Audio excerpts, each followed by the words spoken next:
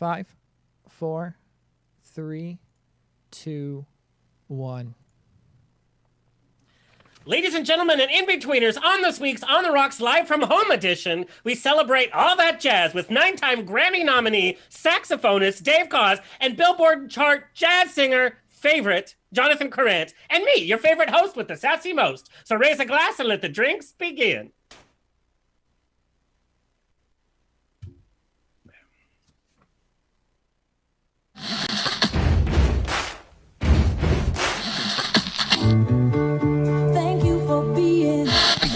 Life is a banquet, and most poor suckers are starving to death. I'd like to propose a toast. This is On the Rocks with Alexander, where I drink with your favorite celebrities as we talk about fashion, entertainment, pop culture, reality TV, and, well, that's about it. So pop a cork, lean back, and raise a glass to On the Rocks. Fasten your seatbelts. It's going to be a bumpy night. Lord, it's going to be a bumpy night. Facebook is having issues, I guess, tonight. So if you're watching us on Facebook, bear with Facebook. It's not our problem. And I guess now people are Zooming. There's like Zooming naughtiness happening. Whoop, whoop. Maybe tonight we'll have some Zoom naughtiness. Anyway, buttons and bows and pantyhose on the Rocks podcast, the place where we're too glam to give a damn. I don't know what's worse, this whole election season or having to go to your friend's one-man show. Wah, wah. Something I don't miss during quarantine. It's a toss-up. This show is brought to you by Drag4.fans, the free-to-use website connecting drag queens with their fans, with live shows, one-on-one chats, and more. Go to Drag4.fans and sign up today. Speaking of Drag for Fans, I will be hosting the Drag4.fans online Halloween party Thursday, October 29th at 8 p.m. Eastern, 5 p.m. Pacific time with Honey Davenport, Monique Hart, Silky Nut, Meg Ganache, and my co-host, Miss Rusty Waters. It's gonna be interesting. That's all I have to say. But all of your favorite queens from RuPaul and beyond, go to drag4.fans/boo bash. It's a boo bash. We're gonna see everybody's boo bees. That's not vulgar because it's a bee that's a ghost, so it's a booby. Okay, never mind. During today's show, later on, I'm going to tell you how you can enter the Drag for Fans social media Halloween look contest for fabulous gifts and prizes. Kurt, real fast, do you have a pun for us today? Of course I have a pun for you. Hurry up, we got Dave waiting. Oh, okay. Did you hear that there's a sale at the Guillotine store? Everything's half off? No, I'll be heading there soon. That's so stupid. God, Kurt. Oh my God, Kurt. No, don't give yourself a drum roll. No rib job for you, Kurt. This show is presented by Straw Hut Media. You can watch and or listen to our now over 230 episodes at ontherocksradioshow.com. Hello to our listeners around the nation on every major podcast platform, including iHeartRadio, Pandora, and now Amazon Music, and on the Facebook pages of GED Magazine, hopefully, and On the Rocks Radio Show Facebook. We are now streaming on Apple TV, Roku, and Amazon Fire TV on the Out at .tv app. Find us wherever you can. Leave us a comment. Like us on Twitter, Instagram, at On The Rocks On Air. Send me an email. Book me for a wedding, funeral, quinceañera, bris. I don't care. I will zoom in, show up, and cause a little mischief. Info at ontherocksradioshow.com. Send us your questions and comments and pictures of your Halloween costumes, because this year it's going to be a crapshoot what people are going to be wearing. Anyway, let's welcome our first guest. So excited. In a recording career that spans nearly 3 decades, and he doesn't look a day over 32, by the way. Saxophonist Dave Koz has racked up an astoundingly impressive array of honors and achievements, including 9 Grammy nominations, 11 #1 albums on Billboard's current contemporary jazz albums chart, numerous world tours, 13 sold-out Dave Koz and Friends at Sea Cruises, performances for multiple U.S. presidents, hopefully not our current one, a star on the Hollywood Walk of Fame, and appearances on a multitude of television shows, including Good Morning America, The View, The Tonight Show, Entertainment Tonight, and many more.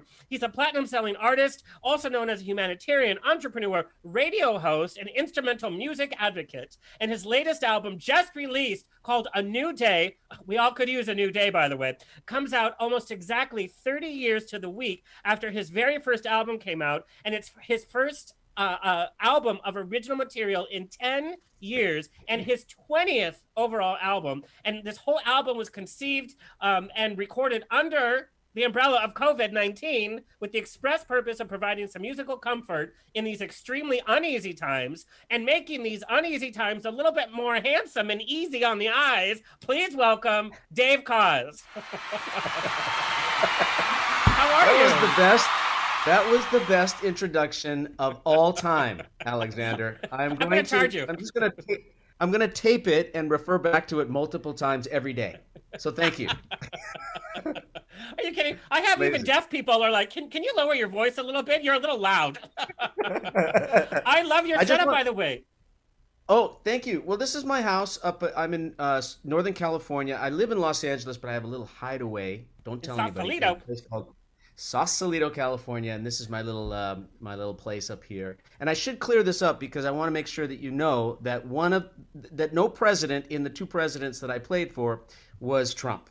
Yeah, well, I mean, he wouldn't even know what to do with good music, by the way. He's dancing to YMCA, by the way. That's true. Anyway, anyway, but I love your background because it looks like you're like on a movie set somewhere, and I love that you're in LA and I'm in LA, but now you're off in Sausalito. But it's like we're so close yet so far, Dave. So let's just get started. You picked the saxophone as a way to get into your brother's band, and the rest is literally history. Tell me about your experience when you first picked up the saxophone for the very first time. And when learning it, what was the easiest thing about it, and what was the hardest thing about it? Well, the sax wasn't my first instrument. My mom forced my brother and sister and I to play the piano when we were like, I don't know, 6 or 7 years old. Hated that, and then I rebelled against my parents and picked up the drums. I was even worse on the drums than I was on piano. And I do remember, this is a true story. My dad came to pick me up from my drum lesson in Woodland Hills, California. And I was right there, and he was with the drum teacher, and the drum teacher told him, and I could hear it, he said, you might want to think about sports for Dave, because it's not going to happen with the drums. It was that bad. So I was maybe 10 or 11 years old then, and it was going into 7th grade that I tried it one more time to pick up the saxophone. And I thought, well, this is a new instrument, maybe it'll work. And it did. And it became my best friend. I grew up in the 70s, if you will. I was born in the 60s, but grew up in the 70s. And as a gay kid, without really the resources that we have today, without the role models that we have today, that it was very, very difficult. And I had it way better than the generation that came before me. Yeah. So the saxophone was my voice. Like, I had all this stuff going on in my heart and my brain and all these weird thoughts with nobody to talk to. And the saxophone just became my ability to get it all out. And so I was very grateful for having that. Who knew that in a million years that I would be doing this for the rest of my life and have this career, but so be it. Now, what do you think it is about the saxophone? What didn't work about the piano? What didn't work about the drums? Was it too regimented, or what was it? Well, why did the sax win? Just look at the instrument, okay? Just look at it. And look at how sexy it is. And look at how, there's so many things you can do with it. But I won't go there right now. But it's a family show, right? Well, families are made while watching the show, so there you go. But there's just the ability to make a sound like this, to be able to emote through it. It's like an extension of the human voice, and that's why I think that the saxophone has been so popular for so long, with so many different genres of music. It's popular in rock and jazz and R&B and everything. And there's even classical saxophone because of the way the instrument just sounds.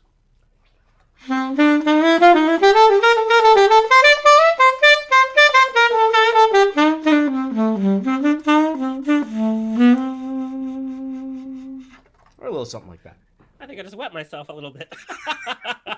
A little known fact, Dave, it was originally called the saxophone because it was so sexy, but they couldn't print it, so they had to change one letter, and it was a saxophone. I did not know that, Alexander. Just a little tidbit that you turned me on to today. Thank you. Please put that in your next show. Open your show with that tidbit. That was such a fun little treat, by the way. And literally right after you decided to make this a profession, you literally just kept getting booked. You toured around. What was it like being on the road at such an early age, playing with a group? Do you have any young man on the road fun stories? I probably do. I was still very closeted back then. Yeah. My first gig was in the mid '80s. I graduated from college. I was a mass communications major at UCLA. I graduated in 1986, and my parents. I'm a Jew, so I had very Jewish parents that were like, you got anything going? I'm graduating from college. That was my girlfriend, by the way.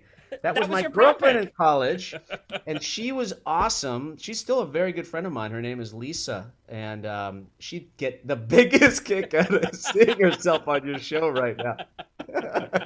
We do our research. I couldn't get over it. Like your hair was literally as big as her hair. Like you fit that look so Oh, well. well, come on. I mean, you have to admit that everybody, you see, you have to think about the year that we were in. Everybody had hair like that. By the way, I'm mortified that you're showing that again. Oh, we have to. Kurt's like, yes, we have to. Ah, that's hilarious. But anyway, I started touring when I was like in my mid 20s, early 20s maybe. And but I was still very closeted, and I didn't really know who I was until way later. In fact, I didn't even come out publicly until I was 40. So had amassed a lot of miles on my career before I actually made that bold step. And I wasn't even sure whether I was going to ever do that in my life. But something happened, and it just was like, now's the time. I was thinking, oh my God, my career is going to end. Who knows what's going to happen? Nothing happened. Everything got better. So it was a beautiful experience in my life, and it's only gotten better since then.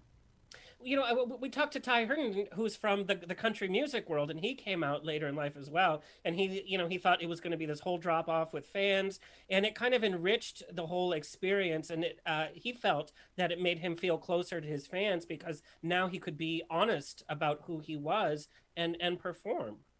Well, I think if you're a musician, your main attribute is to say, "This is who I am." Every time that you release a record, that's why sometimes, well, I will on occasion listen to my old records, not because I want to get inspired by them, because there's all kinds of mistakes, things I would want to do over again, but they're like snapshots in who you are at the time, and they're like little mini autobiographies. And I think that every artist, if they're really serious about their music, they want to put authenticity into their music so that when you listen to it, you feel the person. If you're hiding something and there's this film over it, you can't access what it is. I'm talking kind of esoteric about music here. But I think people who love music feel that on some level. And when they feel it really truthful and authentic and real, that's something that's very palpable for people. And I'm sure, I mean, Ty is a friend of mine, and I think his music improved when he was finally able to just truly be himself, and I know that mine did too. Now let's talk about those early years. You said sometimes listening to albums from the past. What did you learn early on as a musician that you still subscribe to today? That's been your foundation. That's like that. This is part of being a professional musician. Well, I'll tell you a quick story about my number one saxophone idol. I'm not sure if you know who he is, but if anybody listens to saxophone music, you would know who David Sanborn is. He was, and he's 75 years old now, still doing it. And I worship this guy. I mean, absolutely worshiped. Learned bought his records, listened to every record, every song, memorized it. And I finally got a chance to meet him backstage at a concert in Los Angeles. And I was still in high school. And through a friend of a friend of a friend of a sister of a friend of a cousin of a friend, I finally got backstage to meet my idol. I was completely tongue-tied. But finally, I got enough energy up to just mumble to him, I just want to be like you. I've learned all your phrasing. I've got all your licks. How do I become more like you? And he was like, I could tell he was perturbed. And he just said, stop. Look, there's already a me.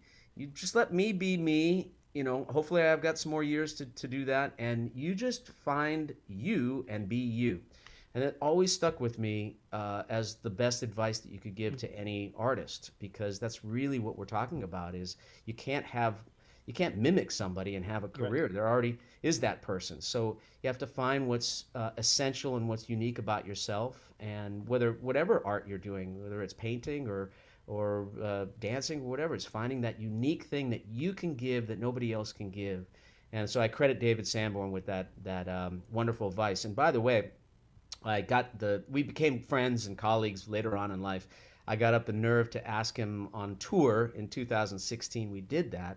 And then finally on this album, A New Day, we wrote a song together and he appeared on that song. So we finally have a recorded piece of music that we did together. And it's still like that teenage kid comes out, and when I think about it, pinch me. How did that happen? It's so great.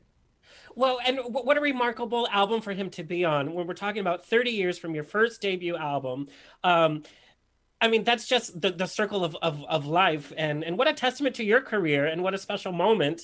Um, 30 years, your first album, you're signed by Capitol Records at the age of 26. Now, we've had musicians on here that have horror stories about their first solo album with a label, because the label wants them to be a certain way, or they want them to have a certain music, and sometimes it's a nightmare. What was your experience recording with Capitol, solo album at the young age of 26?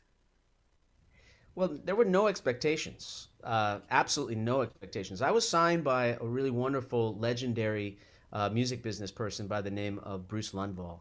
He signed me to Capitol in the mid 80s. And this was around the time when Kenny G was having his blowout success, selling millions of records. And every record company, every major record company wanted to have their Kenny G. So I think that maybe Capitol signed me to become their Kenny G. Of course, I was not their Kenny G.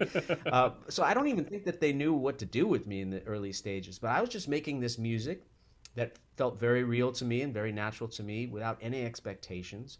And it also, my first album came out at the exact time that this new format of radio was starting to really catch on across America, which later became known as smooth jazz radio. Right. Yeah. And this is the music like The Wave in Los Angeles and so many stations across the country that was playing this music. And I delivered an album right at the time that they needed music to play, and they played it a lot. And so that's, I think, how I got to have a career. But nobody is more surprised or more grateful than me after all this time, 30 plus years of doing this. I'm so shocked that it's still happening, because I mean, what are the chances? I play through a piece of plumbing, and here I am 30 years later, and it's still going on. It's a magic carpet ride, Alexander. Well, Dave, I have to say, I knew of your work and I was a fan of your work, but obviously preparing for the show, I really delved into your earlier pieces and a lot of your video. What I admire so much about you is, and I think what, longevity with your fans and your audiences, and new audiences who love you, you are a showman in all the definitions of that word. You put on a show with your energy and personality. Your audience rapport is over and above what you're playing. I don't know how you can smile and flirt with the audience from behind a saxophone. Like, you need to teach me how I can smile and flirt behind a cocktail glass, because you own that stage. Even if you're on stage with like 20 other musicians, there's a certain energy that you have, and it's part of the show. And it's been with you your whole career, and you have the audience captivated in the palm of your hands. And I think that has a lot to do with, how you've had this long lasting career, and your fans love you, and then their kids love you, and their grandkids. And I'm big with the great grandmothers. That's my audience. But I noticed Kurt was flashing some pictures there, and I saw a picture of Barry Manilow there. And Barry, I think the way that you just described me perfectly describes him, because that man is an entertainer. He's a very dear friend of mine. And I've learned so much from him. And I think it was 2014 or 15, he asked me to open up a series of shows in Europe for him. And I wasn't doing anything at the time, and I said yes. And then we did a tour in the United States as well. And just being on the road with him, I learned so much about what exactly you're talking about, of how to communicate with an audience. Now, of course, his audience is massive. My audience is not quite that big. But I learned great, just being on the road and watching this master close up really taught me something. I'll give you a quick little story too, because Barry, because we're friends, he said, "Why don't you travel with me? Your band can go on the bus with the other guys, but you should travel with me in the plane," which is the private plane, by the way. Was there a wink going on? Yes, private plane. So I said, "Of course, I'll come with you." So it was Barry, his tour manager, is a great friend of mine, and me, and the assistant. And so here we are traveling by private aircraft everywhere we went. We would get off the stage, and the car, this is like total rock and roll, like superstar stuff. Like the SUV would be inside the arena. As soon as Barry would finish his last note of the song, of the encore, which I was playing on, the two of us would go into the to the SUV. It would go right to the airport. We'd get right on the plane. We'd fly wherever we were going. And sometimes I'd be home after playing in Philadelphia. I'd be home in Los Angeles the same night, sleeping in my own bed. That's insane. It was unreal. I mean, Alexander, it was unreal. Lasted for like 3 months. So then his tour ends in late spring, and my own tour, started in the summer. Practically the next day, I'm on my own tour, sitting in a middle seat on Southwest Airlines. And I took a picture of myself, a selfie, and I sent it to Barry, and I said, Barry, who are all these people on our plane? So this is my advice to you, Alexander. If somebody says travel with me on private plane, don't do it. It will ruin you for the rest of your life. I'm already there, and I'm not even famous. I'm like, we travel first class. But let's talk about touring with Barry Manilow. You've shared the stage with so many greats from the jazz world and beyond. Johnny Mathis. That's a voice that comes along so infrequently. And you've ingratiated yourself with these great names. You become their friends. You've shared the stage with them. What's it like when it's your very first time? Like you said, you met your legend. You're so excited, but you kind of don't want to appear like the excited little schoolgirl either. But you're sharing space with absolute legends, and you're on that same level. What's that first moment like when you're sitting next to somebody and you're like, what do you talk with Barry Manilow about? Like, hey, what'd you watch on Netflix? I mean, what kind of conversation is that? Well, it's interesting. First of all, I get starstruck. I don't know. I was going to ask, do you still get starstruck? Totally starstruck. Wow. And I sit there in that same situation that you just described, and I'm like, well, what am I going to ask this person? How are we going to talk? What are we going to talk about? Yeah. And it's just interesting because I think I've seen it a little bit, not quite in that level, but I've seen it a little bit with younger people coming up to me, young saxophone players not knowing how to communicate with me.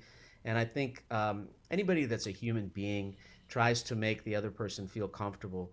One thing that I've learned in my years of doing this, that the bigger the star, the nicer they are. And I really feel that way. I one time met Bruce Springsteen at an event. I'm like a psycho Springsteen fan, and he couldn't have been nicer. And Rod Stewart, the same way. Luther Vandross was a good friend. He was such a sweetheart, such a beautiful person inside and out. So I think these people are, and Barry is a wonderful guy. He's a wonderful man, very caring individual, very thoughtful individual.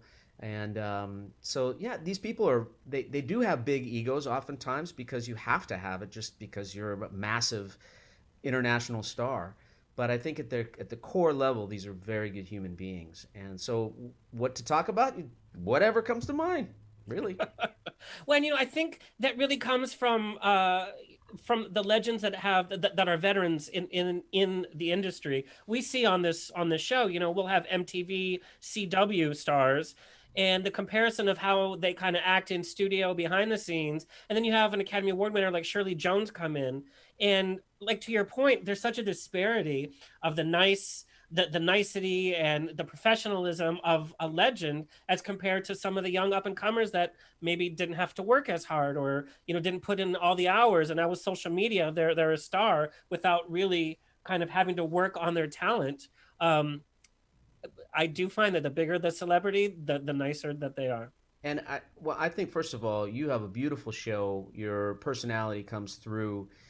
You immediately, in the first 2 minutes, you made me feel comfortable to be with you and share this space with you. And this is, of course, it would be nice if we were in a studio where we could feed off each other. Yeah. But because of the pandemic, here we are. But I do think that there is something to say, like a guy that you mentioned before, Johnny Mathis. Yes. Now, that's a guy who's been singing for like 65 years or something like that. He's in his mid-80s. Yeah. And he's still doing it, and his work ethic is unbelievable. I'll give you another story, if you don't mind, when we're talking about this. Of course. Stevie Wonder, who I adore. Who doesn't adore Stevie Wonder? Right. I was making a Christmas record with a guy named Ricky Minor, who was the producer, and Ricky's very good friends with Stevie. I'd met Stevie a few times, and when I was a host on the morning show at the Wave in Los Angeles on the radio, Stevie came in a couple of times, so we knew each other. We'd played together, but that's a different thing than asking someone like that to appear on your album. But he said yes. So he comes to the studio, and now Stevie Wonder is playing harmonica on my Christmas music. And I'm out of body on this whole thing. I'm sitting with Ricky, the producer, in the booth. He's in the studio. He does one track of harmonica, and he gets to the end of it. And by the way, we're high-fiving in the studio, like freaking out how perfect it is. The first take was perfect. He gets to the end of the first take, and he says to us, "Nah, give me another one." He proceeded to do 10 takes on harmonica, and then 10 takes of vocals, too. This is a guy who's doing a project for a friend for free, and just as a favor, and still his dedication to excellence was so apparent. And he was, every time he shows up, he's Stevie Wonder. He's not going to phone something in. So it was a great lesson to learn, and a great something for me to see at this point in my life, to see someone like that put that much into something that was just, it didn't matter. It's not a big deal to him, and yet it really was. So it's lessons to be learned from the masters, I think. Well, and so I want your advice, because you do have this extensive career as an interviewer, from your radio shows. What are the most important elements of having a great interview with a celebrity? You are a master. I know this is our first time working together. Stop. I'll come back on your show anytime. I think the most important thing is, one, doing your research. So knowing who you're talking to, and making sure you got your, what together. Providing an environment that is comfortable and gives the person that you're interviewing a chance to really talk. And the other thing, perhaps most importantly, is listening. Because I've fallen prey to this too, that when I ask a question and then the answer comes, but while the answer is coming, I'm thinking about what I'm going to ask next, as opposed to listening to what the person is saying, so that I can have a conversation.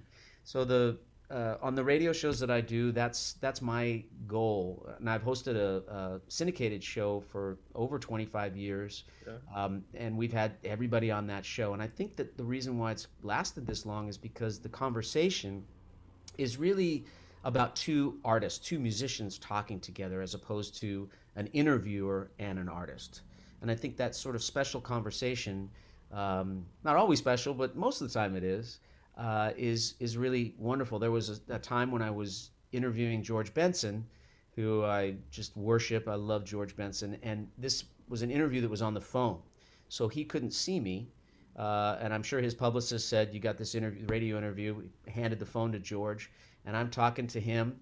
And it's like one-word answers. Just, I'm coming up with these really good questions, and he is just not feeling me at all.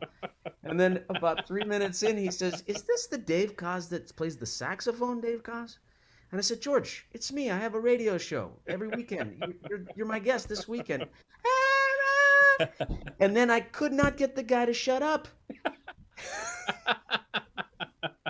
It was a good point. It was a good illustration that, that to know who you're talking to, and it goes vice versa too.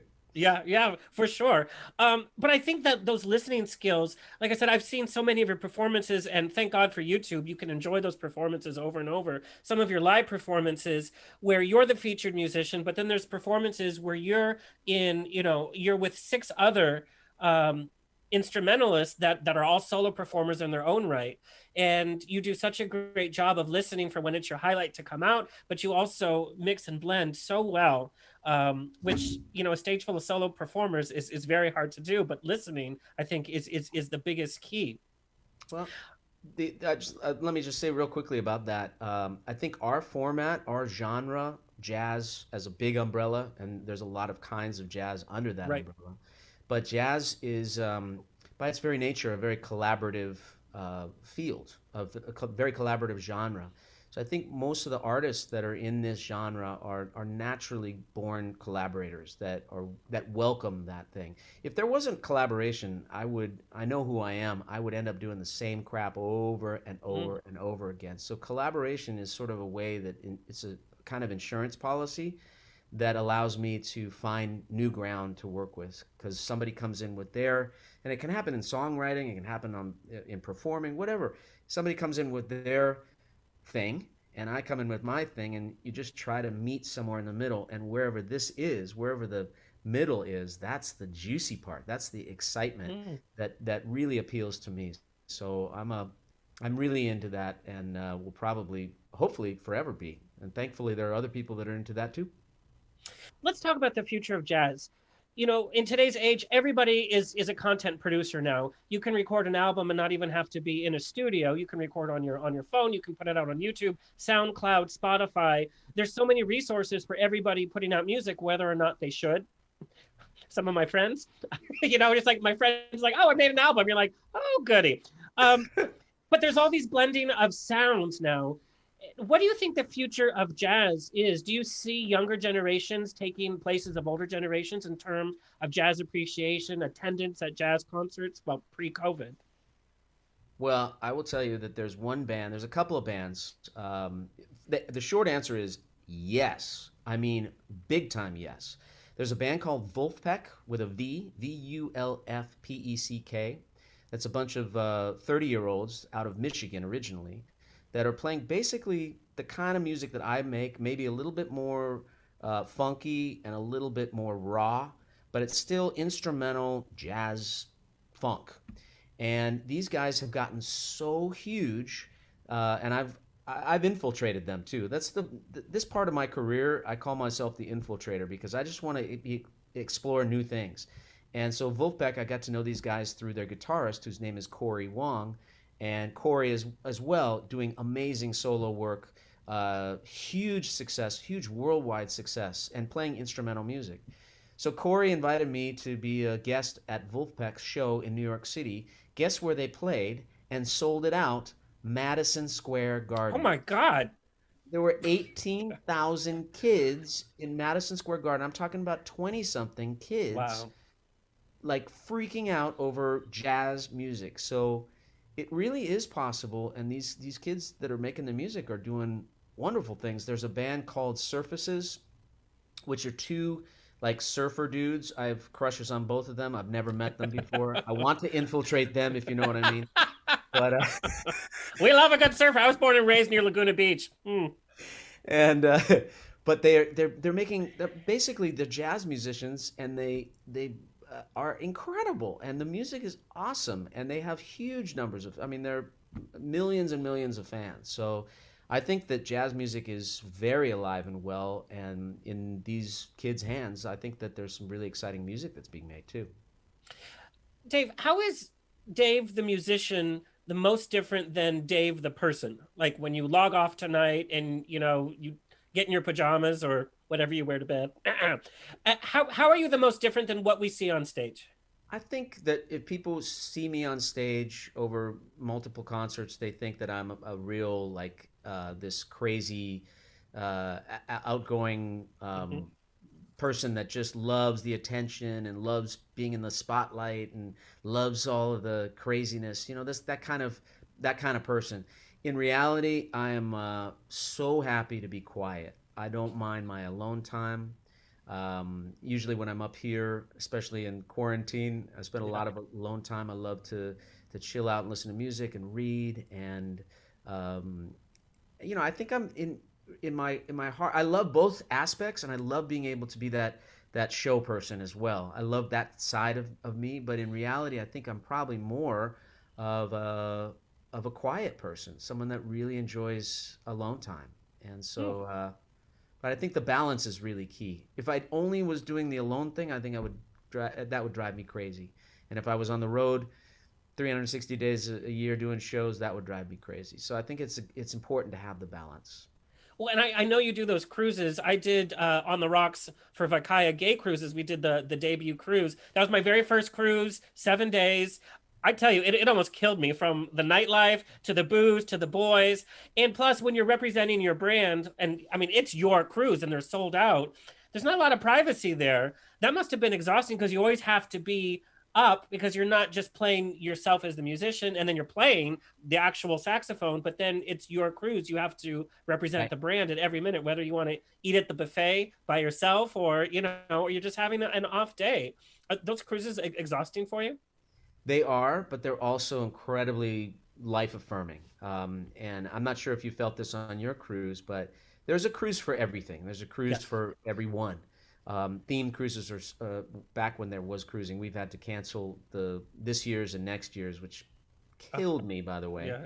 Yeah. But yeah, we've been doing it. I've been hosting them for 15 years. We have a wonderful like I call it a musical travel club, seeing the world together through music.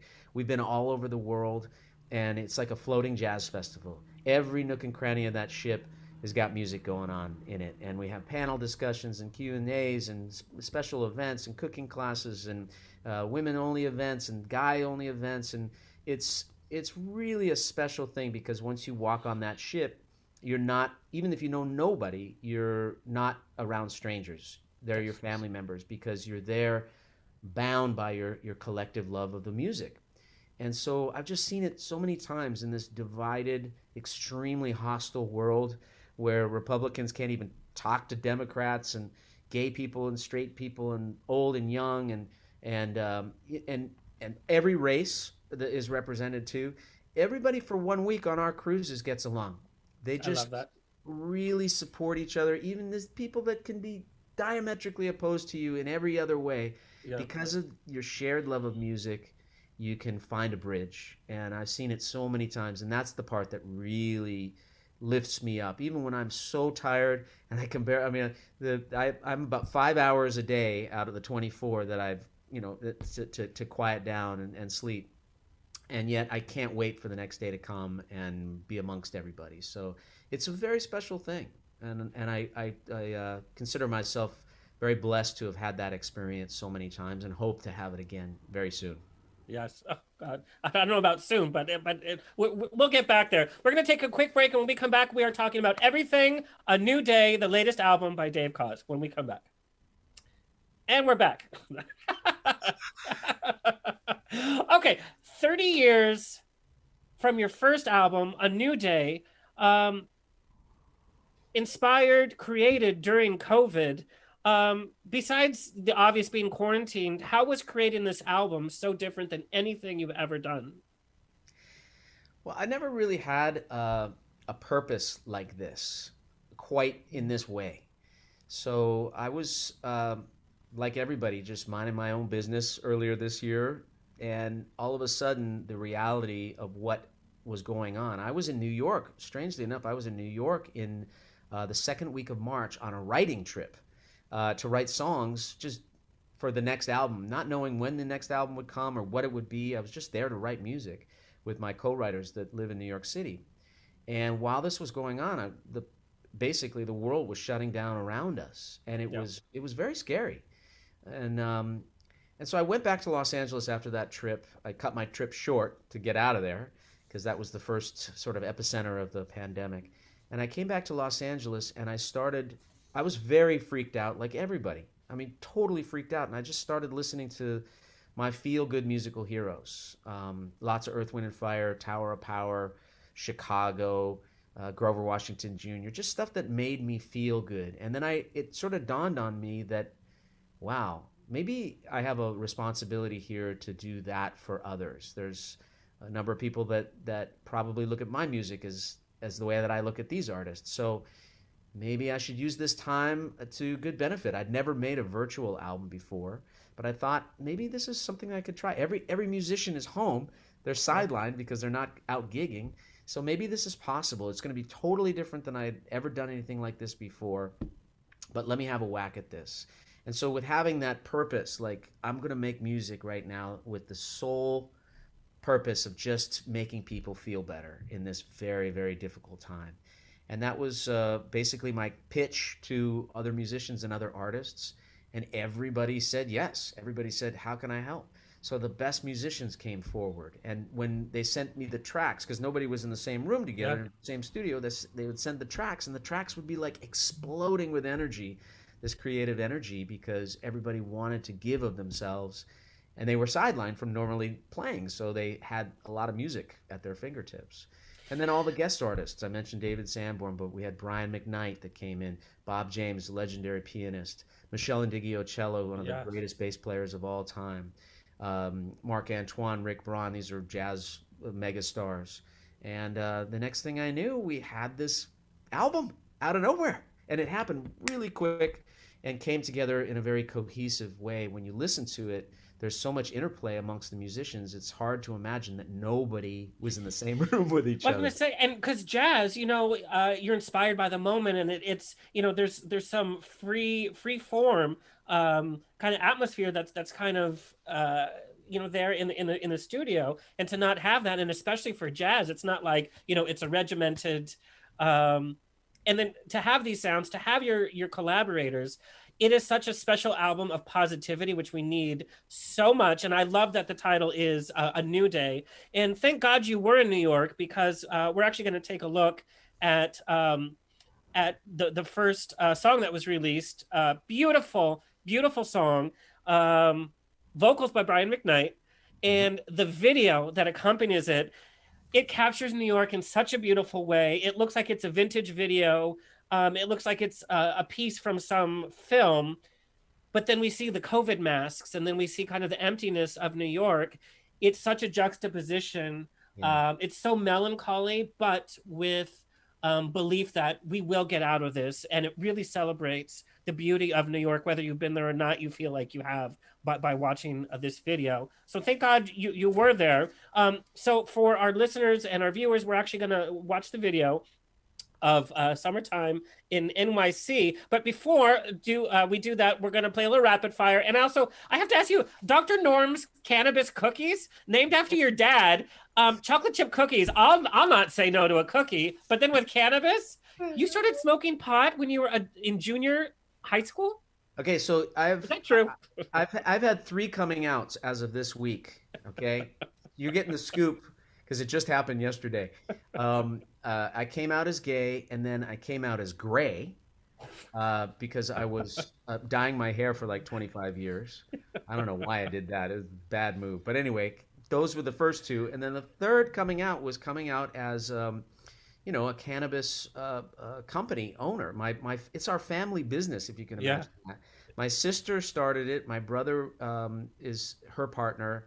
The cookie recipe belongs to my mom. And my dad is the namesake of the company. Yeah. It's called Dr. Norm's. My dad was a doctor. My parents were very big nurturers.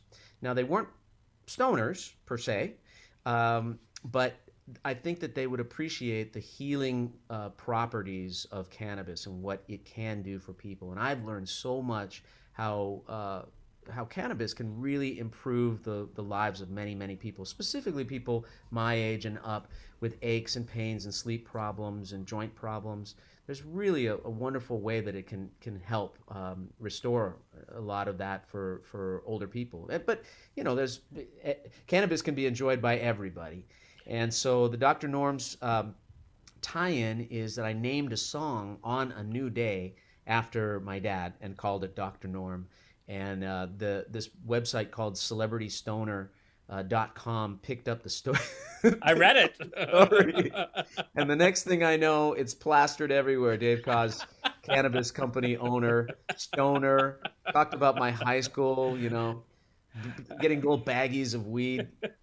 But I love marijuana. I think that it's not something that I would necessarily talk about religiously, but I do think that it's a wonderful thing, and especially in the pandemic when there's so much anxiety. People are anxious, people can't sleep. Yeah, it's really been very helpful to me during this time. I'm the only weirdo that when I have done, I can't do it anymore. I get so crazy. I act like I've drank a whole bottle of vodka. I turn into a fool. I get the giggles. I throw up. I get anxious. It does not have a good effect on me, and I wish it did because I'm very jealous. Okay, well maybe we need to find the right strain for you, Alexander. Yes. Okay, we're gonna play a little rapid fire. Okay. Your favorite worst pop song on your playlist? Favorite worst pop song? Mine's Bop by Hanson. I can't stop listening to it over and over. It would probably be oh God, you're not gonna make it's because I have the Barry Manilow songbook on there, but I love Barry Manilow songs. I'm not gonna say it's I'm gonna just say it's my best. Okay. Like the song "Looks Like We Made It." Come on, it's great. I mean, it's cheesy, but it's great. Yeah. Okay. They'd say the same thing about me. You can go back in time and perform with any musician who has passed in their heyday. Who is it? Easy, Frank Sinatra. Oh, yes. The best. Yeah. Dressing room must-haves. And I'm not talking about like Kleenex. I'm talking about like your personal totems. I love, now this is a weird thing, but I love after the show. Most people think, they get their, because I knew that this name of this show, I have my Macallan Scotch here, enjoying with you. You are a gentleman, sir. But after the show, I like a really cold beer, and I like tuna fish salad and blue corn tortilla chips. I know what you're thinking, and it's really weird, and I'm sorry. It's like a lesbian's buffet. I can just see you after the show. Like all your fans are clamoring at the door, and you're just having a little tuna and a little chip and a little beer, wearing flannel, going to Home Depot. Now you can laugh, Alexander. You laugh all you want, but whose dressing room is the one that everybody comes to after the show for tuna and chips and beer? God, I would love to kiss you after with that breath. Oh my God. That's why we have gum on the rider as well. Yes. Funniest or worst onstage mishap? I was in Chicago. This was opening up for Barry Manilow. There were 15,000 people at the United Center. And I was playing a song on the tenor saxophone. This is the alto with the tenor. And I had like a thing where I did like this. I moved down with the sax. The strap broke. The sax went flying across the stage, probably 20 feet, and landed on a monitor. And the whole audience was like, "Oh my God, what?" Oh, I could hear. Yeah. And I go to the saxophone, and I realized this thing is never going to play. So I picked up my other saxophone, this one, to finish the rest of the song. And then I was meeting with friends after the show, and they said, that sax thing that you did, that was amazing. You do that every show, right? Like a rock star. Meanwhile, I had to send the saxophone to my repairman, who's an old Russian cranky guy, and he said to me, "David, I don't think I can bring her back. I can't bring her back." But he always says that, and then he looks like the hero when he brings her back. Like Scotty from the Enterprise, right? Exactly. So that was for a saxophone player in the audience. That's someone that would know what really happened, and that was just so scary. I'll never forget that night. And your strangest fan request? Strangest fan request. Well, I can tell you that the weirdest thing that I ever received from a fan was an email that talked at length about how my music is the only music that she will vacuum to. Oh, so okay. I kind of thought that it was an interesting thing. I'd never heard of that. I've basically heard of everything except for that one. And so then I tried to get sponsored by Hoover, which didn't work very well. But well, she's going to have a cleaner house now with a new day out. Like her day is made. And then I got so many, I always get messages from the gays when I have a handsome gentleman on, and they're like, "We never see a boy in your, a man in your social media. Is Mr. Dave Koz single, or is it like single. private?" I am single. And I've been single for a long time, and I enjoy my singlehood. I love being. You don't have to worry about me. I'm pretty sure if anybody's worried about me, please don't worry about me. I have a very fun life. Very fun life. And I'm enjoying my life in all aspects. And I definitely keep it open. And I think that the pandemic has really shown me, because I've spent a lot of time in one place.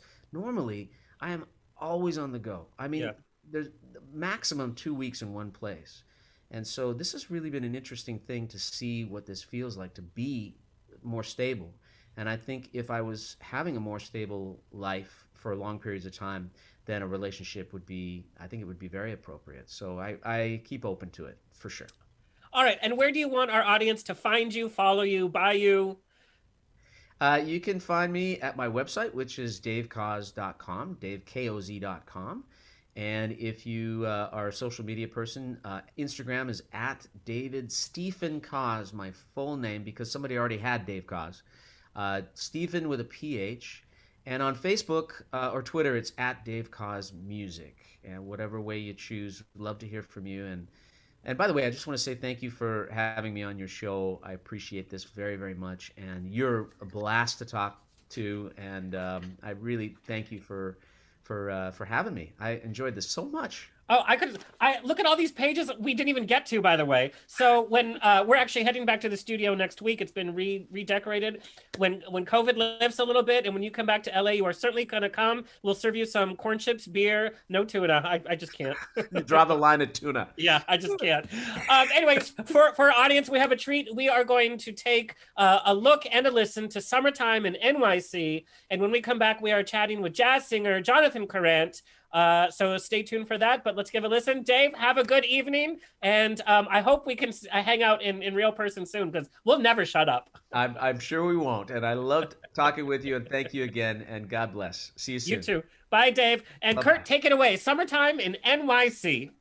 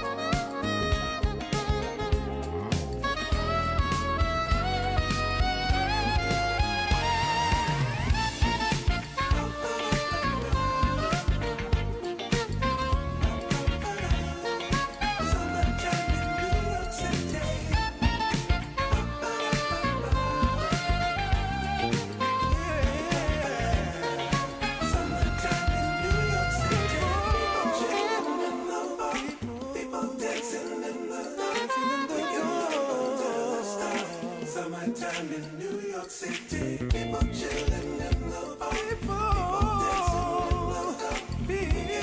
in the club, summertime in New York City, people chilling in the bar, people dancing in the club, summertime in New York City, people chilling in the bar, people dancing in the club, summertime in New York City. Summertime in NYC by Mr. Dave Koz. I'm so excited to talk to our next guest. We're running a little bit behind. I apologize, but Jonathan Karrant, his album On and On hit number 4 on the Billboard Jazz charts, and his album Live hit number 2 on the iTunes Jazz charts, and he has received honors throughout the states, including the New York City Cabaret Jazz Honors, Best Singer for the Bravo California Awards, and was named one of the top 12 rising jazz vocalists by Downbeat. And Jazz Corner declares, a voice romantic without being cloying, warm but not forced. Jonathan carries songs with an emotional weight that reaches your soul, and at the same time, he can swing with that kind of jazz suave that was patented by Mr. Mel Torme. And October 27th, Jonathan is releasing a swinging holiday single of his version of All I Want for Christmas Is You. Please welcome Mr. Jonathan Karrant. Thank you so much. How are you? How are you, sir? I'm doing fine. How are you doing? Good. You know, I've been such a fan of yours for so long. I keep stalking you on social media. So it's so fun that we finally get to sit down. I guess it took a COVID and a quarantine for us to finally be able to chat. Right. I want to talk about your journey, starting at Fort Smith. The city doesn't even have 100,000 people in it, Arkansas, to Las Vegas. What a journey that must have been, in, you know, stops along the way. But what about being raised in a kind of a small town environment actually helped you with your career and who you are in your career? Well, I mean, I had a great upbringing there. So I was really able to have really good roots there. I had a really great support system with my family there. I was, you know, like a lot of singers, I started singing first in church. Yep. At a Methodist, I'm Greek, so I was baptized Greek Orthodox, but I was raised in a Methodist church because the town was so small that there was not an Orthodox church there. So we went to a Methodist church, and it was very sing-songy. There were a lot of great hymns that I learned, and that kind of upbringing was great. And also just, you know, the idea of leaving doors unlocked and riding your bicycle miles away and just having a wonderful family that really encouraged me and supported me was really wonderful. Now, you literally left literally right after graduation. Was it hard to leave your family and friends and that town behind? I mean, you went to New York City, not even like, you know, adjacent to Arkansas. You just went, you know, to Z. Right. It wasn't hard at all, but yeah, I mean, it was like just a few days after graduating high school, I was accepted to a performing arts school in New York, the William Espers Performers School. And so I went there, and yeah, I really embraced the city as soon as I got there. It wasn't a culture shock for me like you'd think it would be. Right. I embraced it. I loved it. I wasn't threatened or intimidated by it. And I started studying, and then just after being there a week or two, I auditioned and got work at the Metropolitan Opera House doing all sorts of parts. So that was really exciting for, you know, I think I just turned 18 when I hit New York. Well, and working at the Metropolitan Opera House, I mean, one of the productions was Aida with Pavarotti. I have to ask you, what was it like backstage for that opera? Backstage was very exciting. You never know who you were going to see there. I mean, being born and raised in Arkansas, I never met Bill Clinton in Arkansas, but I did meet him backstage at the Met. And I mean, it was... I'd done small town theater stuff. So you know, the Met has its own cafeteria and its own, like, I mean, it's just a huge building. So being in a production of that size, you know, coming right out of a small town was super exciting. Pavarotti was gracious. Anybody I met everybody was so professional and wonderful that it was, again, a beautiful experience. Now, music was always part of your house growing up with your family. What was one of the earliest songs that you can remember that really kind of made an impact on you? Well, again, like I started off, you know, in church, and then my grandparents played a lot of the Great American Songbook, and then my parents listened to a lot of solid gold oldies or Elvis or Motown, things like that. But I was actually on the phone with Diane Shure yesterday, and we were talking about our first times on stage. And my first time, I was 7 or 8 years old, and I got up in a nightclub in Eureka Springs, Arkansas, and I sang Stormy Monday. Yeah. the Bobby Blue Bland blues song. And I told her, you know, what does an 8-year-old kid know about singing the blues? Nothing. In a nightclub. Right. But that was the first song that I really took to a nightclub kind of stage. Hers was What a Difference a Day Makes. So it was a fun conversation yesterday. Well, you know, to have that kind of confidence at such a young age. I mean, singing at church, I grew up singing at church as well. And then just to kind of go into a nightclub and say, you know, let me sing with you. This is the kind of confidence that you have adapted to so many different cities. You've performed in so many different cities, in so many different environments. It's just this confidence that I think that you're either born with it or you're not. Now, musical theater and opera and even church music, you know, it's very regimented. It's very structured. You know, it goes with, you know, musical instruction and theory. When did you kind of make that shift from that kind of music to a jazz style where it's a little bit more free, a little bit more expressive? Right. Well, I mean, when I started buying music, the first people I was really, really attracted to were Billie Holiday and Frank Sinatra. And then later I continued to like kind of do my own research and get more into the Carmen McRae's and the Mel Tormes and artists like that. That confidence you were talking about, I mean, that takes time of just night after night, you know, in a club or on stage doing it. But I guess my heart and soul was always more in the jazz genre. But I was, you know, very young and exploring other avenues. And jazz stages weren't, you know, at the ready, I guess, for me yet. And I love jazz. I love the spontaneous. I'm a Gemini, so I don't get bored with it. And Geminis get bored easily, so you don't get bored with jazz because you can take the same, you know, song and do it hundreds of different ways. So. Now, in your early musical theater time, what was one of your favorite roles that you did? I could see you in so many musicals. Yeah, I guess I really liked playing Rooster in Annie. Oh my God, that's one of my favorite roles too. Jesus Street. Right, any kind of villain. I mean. But you're such a nice guy. Yeah, no, it's so much fun to be the villain. And in fact, in movies, I'm kind of always rooting for the bad guy. Now, switching to more of a jazz repertoire, did you have to kind of reteach your voice, even your presentation style? You know, it's not opera, it's not musical theater where you're kind of regimented. Seeing you on stage, seeing you command the stage, you are so fluid. You fill every inch of whatever stage you're on. Did you kind of have to reteach yourself that style of interpretation? Well, again, when the best teacher is time. So really working in clubs and trying things out and just basically rehearsing on the gig night after night really helped me to come into my own and to shed any kind of shell that I might have protected myself with. It's taken some time to really get free on stage.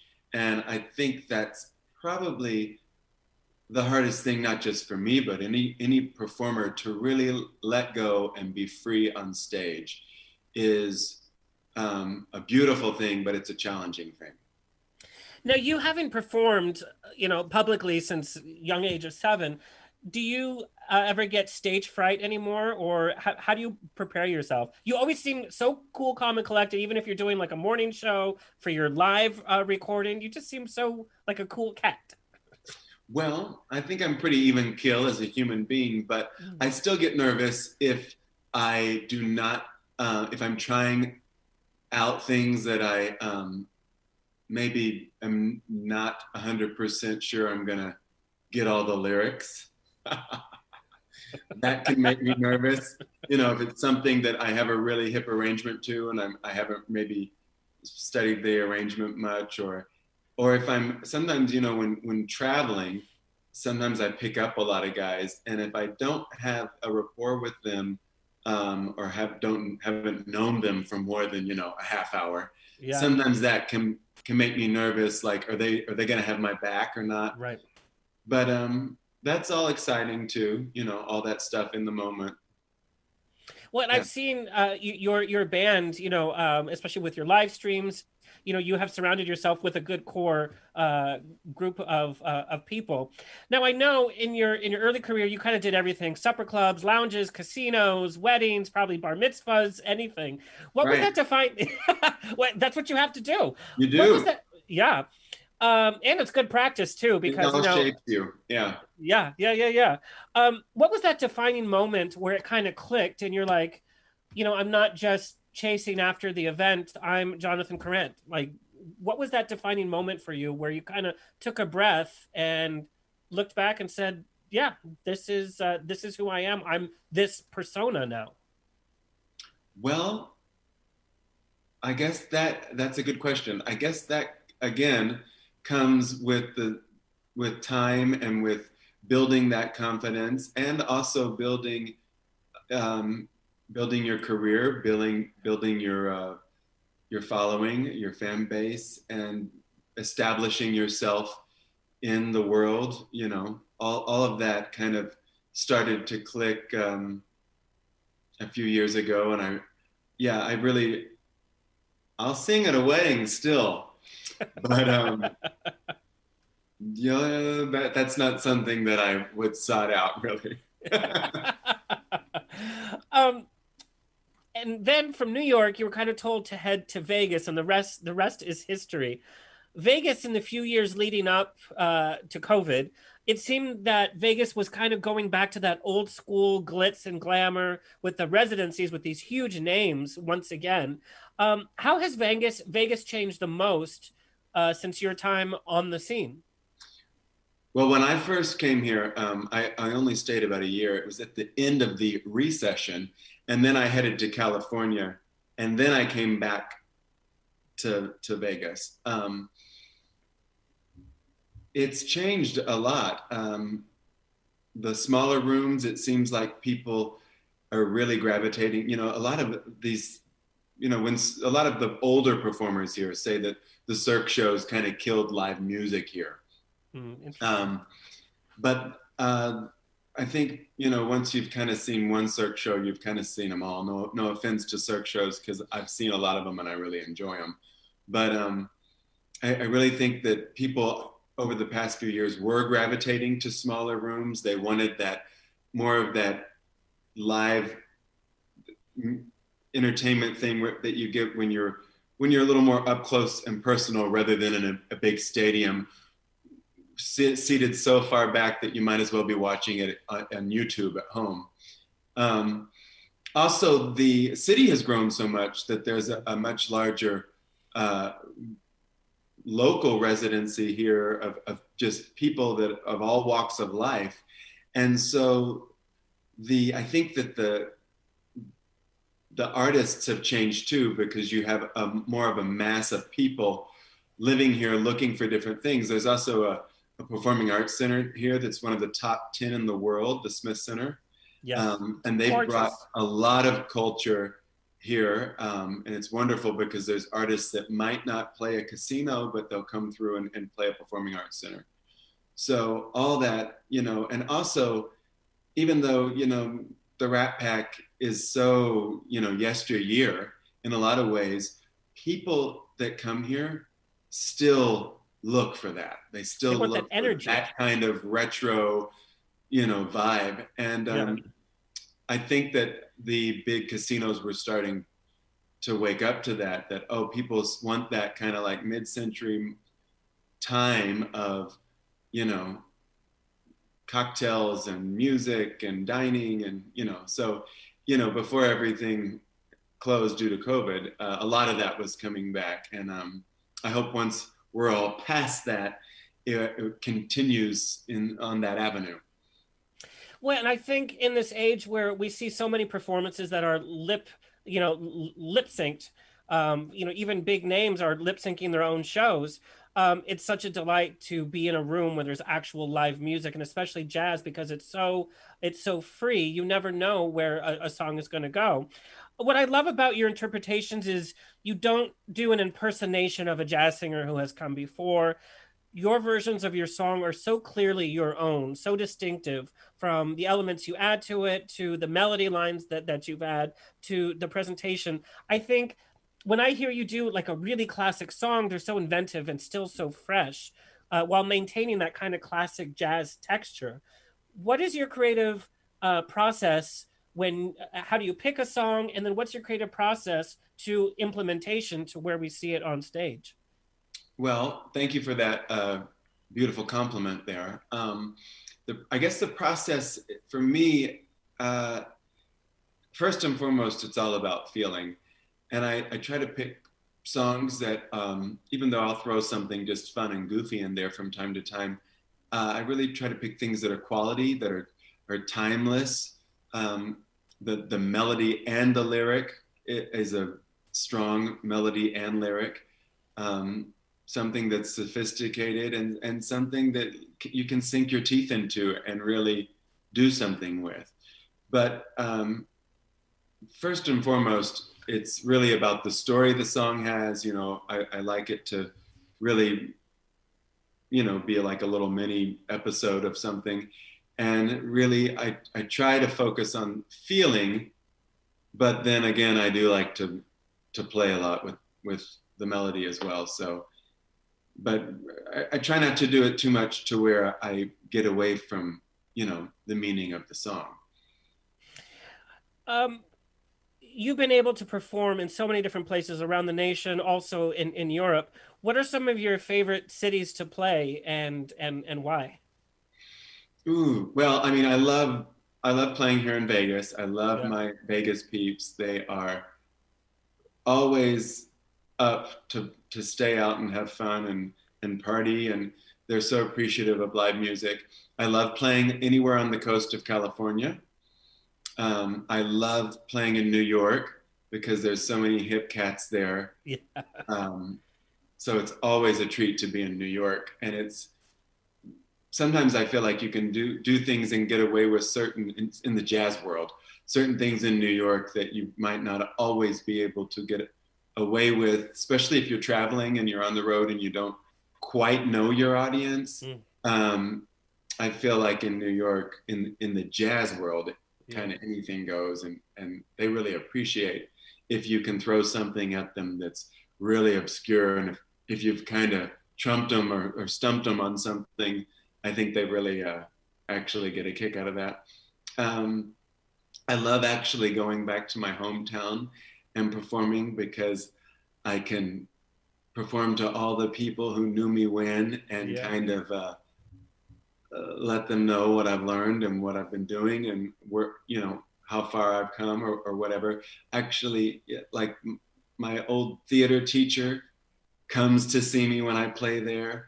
The organist and pianist that I've been singing with since I was like 5 years old comes to see me. That's amazing. That's kind of a beautiful thing, definitely. But London is a great spot if you're talking about overseas. I had a great time performing there. And I mean, any place that has a you know, a beautiful room, a beautiful piano, and people ready to listen and appreciate good music. I was so sad to hear about Martini's in San Diego. I know that you've played there a number of times. So sad to see that they're closed permanently. Yeah, Martini's above 4th. Yeah, they just announced that yesterday. Yeah. Yeah. What do you think the cabaret, the jazz environment's going to look like after COVID? Do you think it's going to be able to rebound? What do you think it's going to be like? Well, it's really sad to see a lot of these rooms, not just that one, but there have been so many that haven't been able to stay open during this time. Hopefully, when this is all behind us, other people can take those rooms that are, or maybe some of the original owners can even reopen them because they'll still just, I doubt anybody's going to take those rooms and at the moment and gut them and turn them into something else. So the stages are still there, you know, the bars are still there, the kitchens, the pianos are probably still all sitting there. Hopefully they can reopen, and hopefully people, you know, will be ready to rejoice and almost have like a reunion and get out. I really hope that this doesn't affect people in the way that they could perhaps become less social, or more of a homebody, or, oh, I'll just watch it on Netflix when it comes out, or, you know, that kind of thing. I hope people don't get, you know, stuck to their couches. I really hope they when this is all behind us, they really get out and rejoice, and like have like a big reunion of being with people.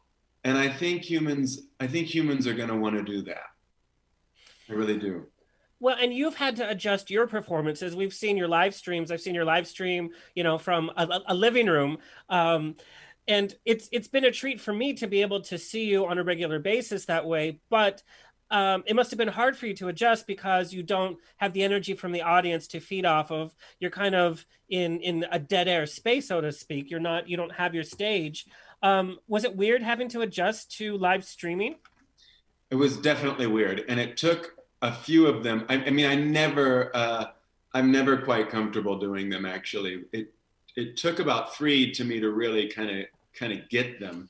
But yeah, I mean, even though people are commenting and you can read that, and even though you can kind of feel the love, in a room where you're playing live, you can really feel the energy happening there.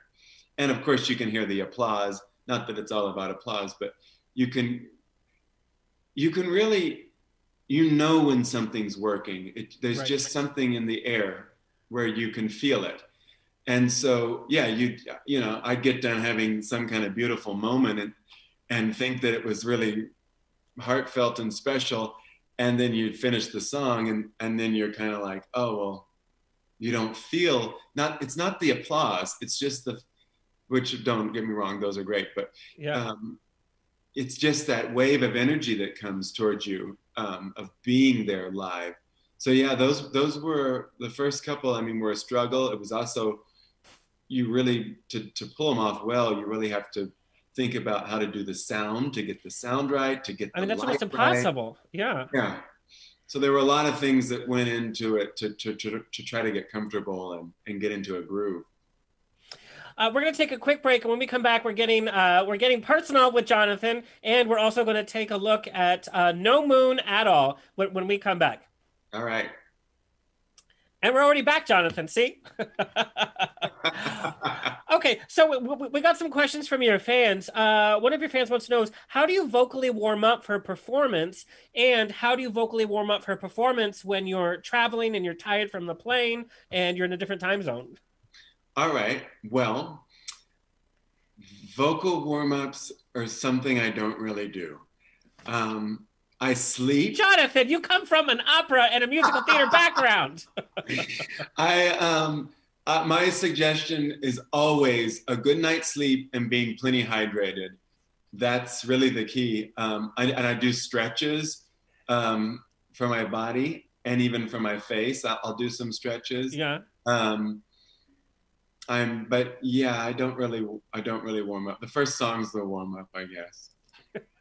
Wow. Okay, so for audience, if you're 5 minutes late, then it'll be fine because you'll get past all the warming up. No, it doesn't sound bad. I know. I wouldn't put something. I guess I would never put the first song. I mean, the first song's probably usually something upbeat and swinging, but I probably wouldn't put something that I'm gonna be belted. That's like a real challenge or something at the front one. I mean, if I were, then yes, I would probably hit some notes backstage before coming out. And I'd probably do some breathing exercises maybe, but to open my lungs up. But Well, and what I love about your voice is, you have this sultry richness, and then you have these lilting high notes and this straight tone in some of your delivery. It's so thrilling, and you really run the gamut of a song. Like you get down and dirty, and then you get high and lofty. This is another question we got is how do you know how much to share with your fans on social media? Such as I follow you on social media and we see a lot of your performances. You share some pictures from your childhood, but we don't see, like, I don't know what you ate last week. I don't know who you hung out with 2 weeks ago. I don't know who you're dating. I've never seen you in a t-shirt. Are these conscious choices to kind of leave your brand on social media that brand? I think I have photos of me in a t-shirt. They're hard to come by. It's like, oh, here's me in a bedazzled t-shirt before I get on stage with, award-winning singers. I might even have a couple pictures with no shirt. Oh, I would have noticed that one. I need to look again. No, I'm just teasing. But I don't mind sharing certain things with family and friends, but and I love and appreciate social media, but I guess I don't want to spend my life on there. You're talking about live music, and don't get me wrong, I love Instagram, I love looking on YouTube, I love staring at my phone, but I also have a good habit of putting it down and walking away from it.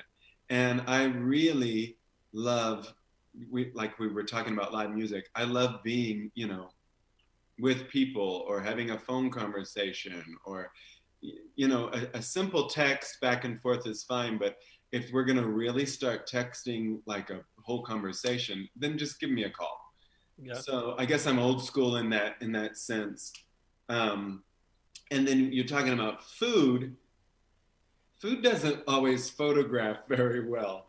So I might not post my meals because unless it's probably a beautiful cake, I look at some people's, food photographs and it doesn't always look very appealing. Well, and I'm not convinced you actually eat food. You've had the same waist since high school. I'm very jealous about that. No, I like to eat and I like to cook. Oh, okay. Yeah. Outside of jazz, who are some of your biggest musical influences currently? Currently that are not jazz artists? Yeah. Oh, that's gonna be hard. That are really current? Or, just who are you listening to now outside of jazz that inspire you? Outside of jazz that inspires me. I really like Lauryn Hill a lot. She's not really that current anymore. I like Gladys Knight a lot. Mm-hmm. I really like Bill Withers. I guess those, besides jazz, I do like a lot of like classic R&B or Motown stuff a lot. But most of what I listen to is in the jazz element, I guess, or some kind of like soulful R&B element. Now, we were talking with Dave before we chatted with you, and we were talking about the future of jazz, younger generations being fans of jazz. Jazz has a lot of life to it, but can also be seen as a little conservative in terms of it's more classic in nature. And there are many forms of jazz. What is your take on the future of jazz and how to expose jazz music to younger generations? Well, for one thing, I totally, I've thought about this a lot. And I try, depending on the venue that I'm in, I try not to always wear a suit or something that's so conservative or old school looking. I try to dress sharp, but, contemporary, because I think that's an image that looks youthful and fresh. I try to, put some grooves on things that might be a little more funky and a little more contemporary. It's great to take I also try not to do songs that maybe I would do them live, but I wouldn't record them. When I'm in a studio recording a standard or something, I really try to find songs that have stood the test of time truly. Like a lot of them really stand the test of time, but I mean, you don't want to be saying words that in a song, I guess, for me, recording wise, that people don't say anymore, like phrases or words that really haven't held up, you know, like, I'm trying to think of an example. But so I really try to pick lyrics that are timeless, but also timeless in the sense that the words would still make, like somebody's not going to say, well, what does that mean? You know, like sarsaparilla, you know, some old word like that. And then like taking, you know, not everything has to be a swing or, you know, taking things and making them funky or giving them more of an R&B groove, but it could still be, you know, a Johnny Mercer song and you're doing it in a fresh take like that. I think things like that. And then, you know, new songs, taking songs that are, I mean, I don't really write music, so I'll take like on the album that I'm going to release in the new year, it has like a Macy Gray, a James Taylor, Tina Turner. So it has some things that would not be your typical standard on it, but we're doing one of those as a jazz waltz. We're doing, you know, I mean, so we're taking them and doing them different ways. So I think that's, you know, I think, yeah, jazz has to come forward. You can't, otherwise you're just recycling something. You have to be innovative and take it where it needs to go. Why do you think your fans respond so well to you? And your fans are extremely loyal. What do you think it is about your performance that affects them so much? I think I make them feel, whether it's good or sad. I think I bring up some kind of emotion in them. And I think people remember that. If you make them feel something, they're going to walk away and they might forget what you were wearing or forget what song you sang, but they'll always remember that you made them feel something. That's very true. And in a few days, you release All I Want for Christmas Is You, which we need a little Christmas, I got to tell you.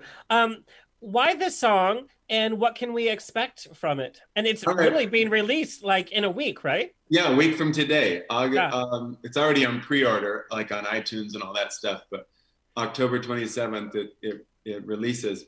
Why this song? Well, what we were just talking about, I was just going to release one Christmas holiday song this season. Maybe next year I'll have a full album of holiday music, but I really weighed my choices back and forth, and I looked this one up, and I've always kind of found it annoying, honestly, especially since it's such a popular one that they, you know, you have to hear it in every department. Well, I guess we're not going to department stores as much, but from, you know, Halloween till New Year's, you hear it probably 100 times or more.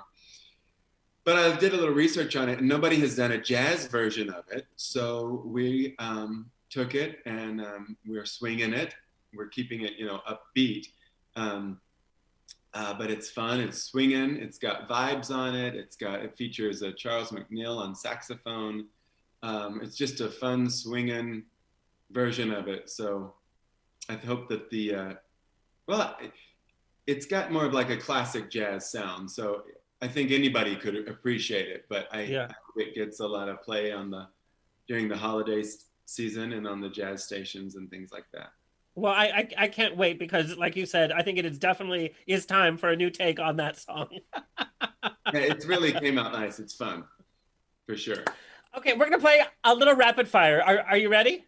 Okay. Okay. Biggest diva thing you do or requirement that you have on performance day, whether it's a backstage demand or something. Like what's your big diva thing? I guess visually, it's not feng shui, but I have to kind of like go in and like move certain things on stage to where they're like not going to bother me, or things have to kind of, I guess I'm a little like OCD about certain things like that. Okay, okay. What's a genre of music that would terrify you to have to perform? Country. I wouldn't mind a good Jonathan Yodel. Hey, maybe a country hybrid, who knows? What's a classic jazz hit that you're like, why is that famous? Oh, the classic jazz hit. Why is that famous? Oh, rapid, rapid, rapid. Let me think. I mean, I can't stand the song Hotel California, but that's not a jazz song. But that's like my number one can't stand it song. I guess, I can't think of a jazz standard that I really despise, although I know there's one there. Come back to that one. It'll come to me. Okay. You could record a duet with any celebrity who has passed. What celebrity is it? Past? Well, I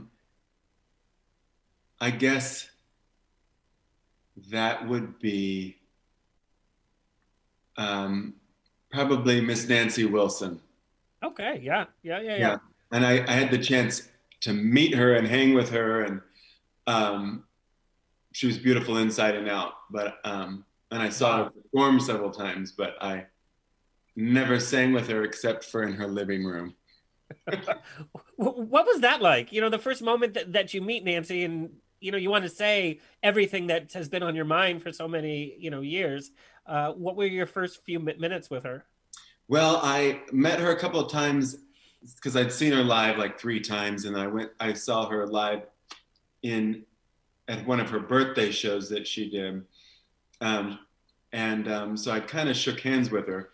And then a friend of mine, Sasha Boutros, a singer, Grammy nominated singer, she introduced me to all of her band, and I started playing with her band. And then we got an invitation to go to Nancy's house, and we took her flowers and chocolates, and it was just we spent the whole day at her house. And I mean, it was just a great, great memory. Really. We talked about all sorts of things, movies, music, politics. I mean, just so many things. So it was really special just to hang with her in her living room all day long. Neat. What would the name of your biography be? Oh, these are good questions. What would it be?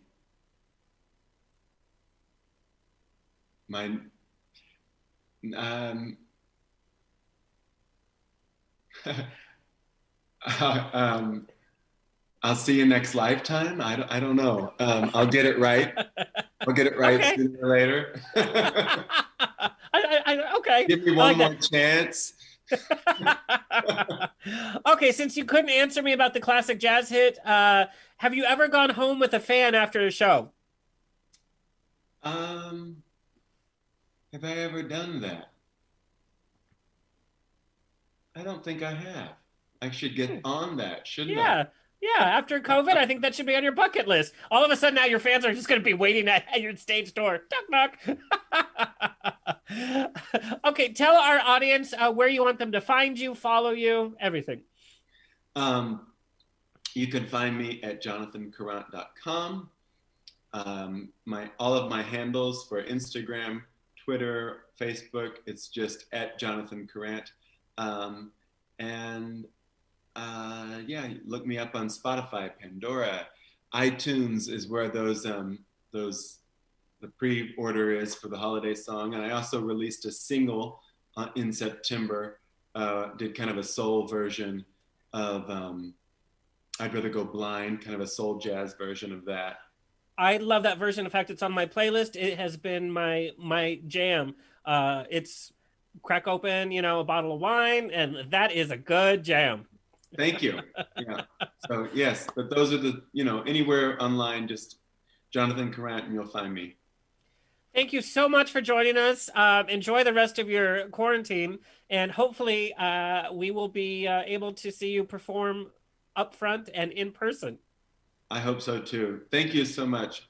Thank you, Jonathan. All right, we are going to end the show. We are going to take a look at No Moon at All, featuring Mr. Jonathan Karrant. And everybody, we'll see you next week. It's always a grab bag of fun every week. Go to ontherocksradioshow.com for everything. Thank you to our engineer, Kurt. Thank you to my guest. And thank you to you, our audience. Thank you so much. Stay happy, stay healthy, stay tipsy. And now let's check out No Moon at All.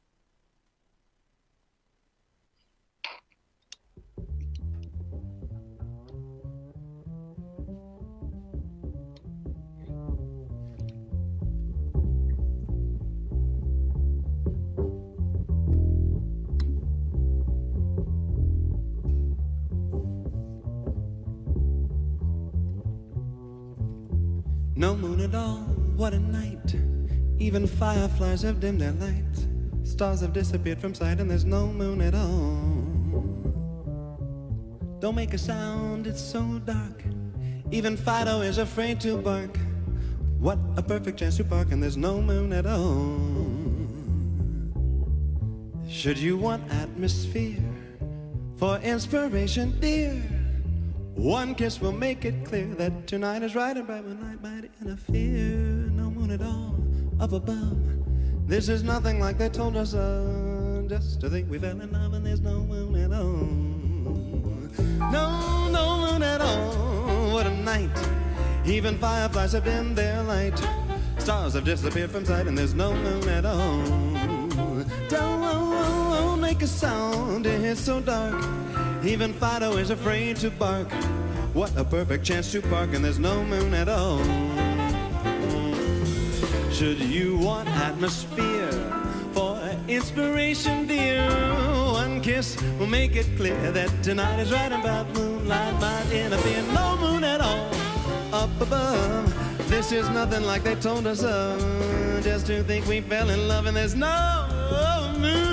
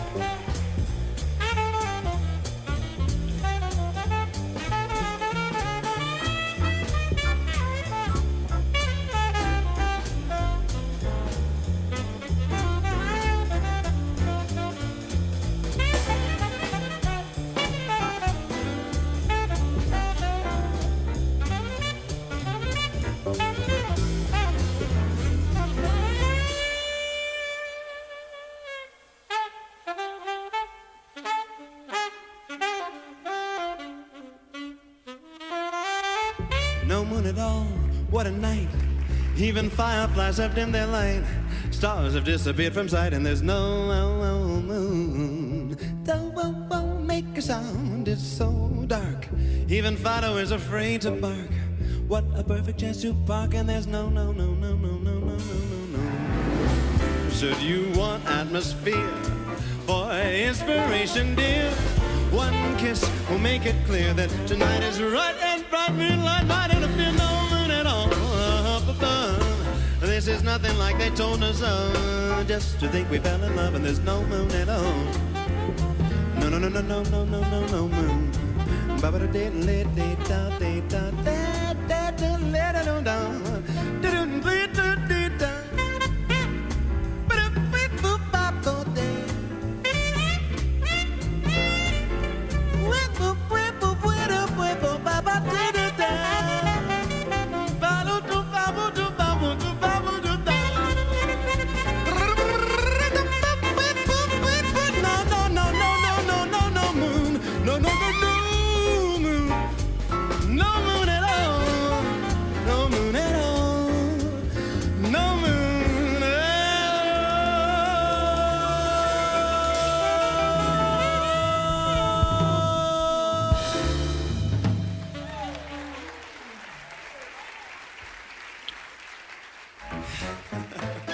This has been another episode of On the Rocks. Tweet me and slide into my DMs on Twitter and Instagram at On the Rocks On Air. Find everything On the Rocks for free at ontherocksradioshow.com. Subscribe, like, review, and share.